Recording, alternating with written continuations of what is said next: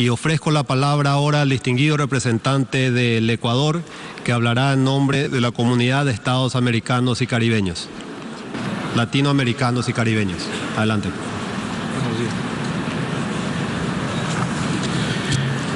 Muchas gracias, señor presidente.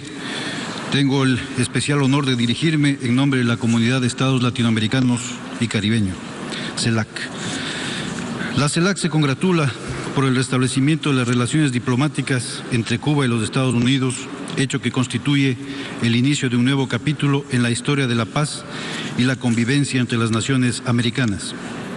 Reconocemos la voluntad expresada por el presidente Obama de poner fin al bloqueo económico, comercial y financiero que durante 56 años los Estados Unidos han impuesto sobre Cuba.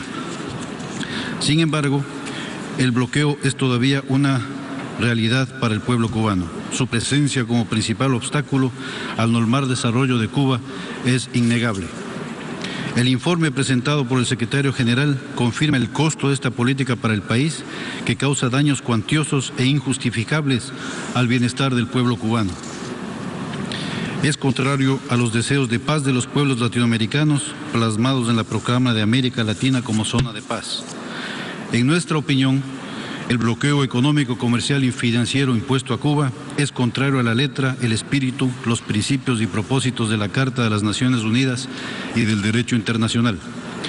La CELAC reitera su enérgico rechazo a la aplicación de leyes y medidas contrarias al derecho internacional, como la ley Helms-Burton, incluyendo sus efectos extraterritoriales, y exhortan al gobierno de los Estados Unidos de América a que ponga fin a su aplicación.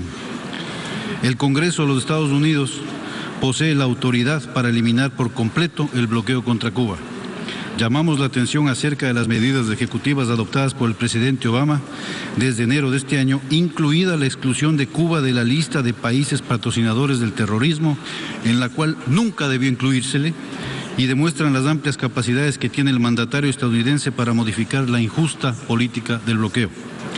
La CELAC reitera su declaración especial sobre la necesidad de poner fin al bloqueo económico, comercial y financiero de los Estados Unidos contra Cuba, adoptado durante la tercera cumbre de la Comunidad de Estados Latinoamericanos y del Caribe, celebrada en Belén, Costa Rica, el 28 y 29 de enero de 2015, por la cual se solicita al gobierno de los Estados Unidos de América el cumplimiento de las sucesivas resoluciones adoptadas por la Asamblea General de las Naciones Unidas y en respuesta a reiterados llamados de los países de América Latina y el Caribe que ponga fin al bloqueo económico, comercial y financiero que mantiene contra Cuba.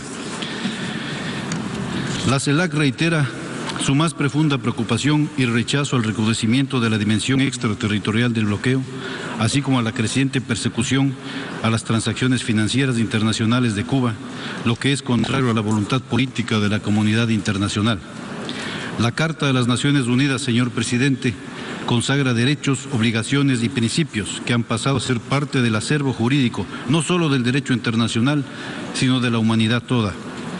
Este no debe ser objeto de violación o menoscabo por ningún miembro. Los Estados miembros deben ajustar su actuar nacional e internacional a esos derechos, obligaciones y principios consagrados en nuestra Carta Constitutiva.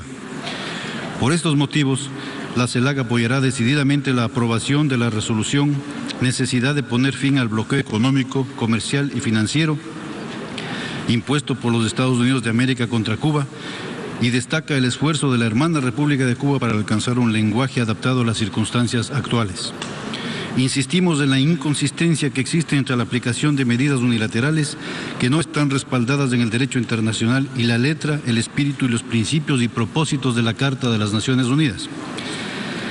Reiteramos nuestro llamado a los Estados Unidos a aceptar el llamado de los países de América Latina y el Caribe, de todas las regiones del mundo y de su propio pueblo, de poner fin una vez por todas al injusto bloqueo contra la República de Cuba. Hasta ahí la intervención de la CELAC. Señor presidente, en capacidad nacional, permítame decirle que el Ecuador quisiera agregar que entristece cuando se escucha al gobierno estadounidense decir que han cambiado 50 años de embargo.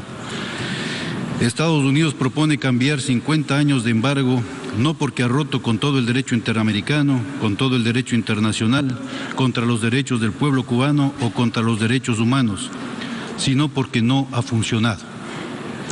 El Ecuador considera que aquí no hay ninguna concesión, señor presidente. Esto es justicia y dignidad del pueblo cubano. Son 50 años de resistencia heroica.